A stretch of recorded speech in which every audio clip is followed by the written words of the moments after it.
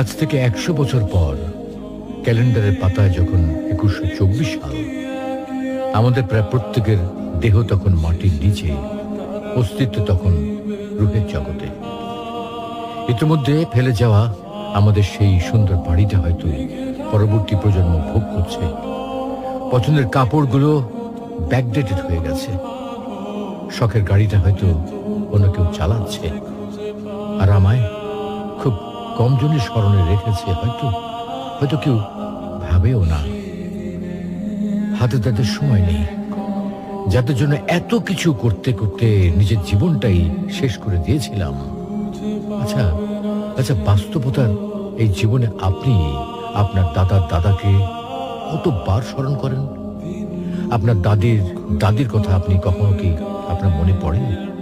পৃথিবীর বুকে আজকে এই বেঁচে থাকা, এত হইচই, এত মায়া কান্না এভাবেই চলছে।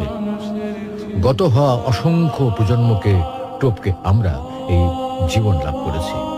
তেমনিভাবে আগামীতে অসংখ্য প্রজন্মের ভিড়ে হারিয়ে যাবে আমাদের এই জীবন। কিন্তু খুব কম লোকই সময় পায় ফেলে যাওয়া জীবনটা একটু ফিরে দেখার। বাস্তবতা হচ্ছে এই জীবনটা আমাদের কল্পনার চেয়েও অনেক অনেক ছোট।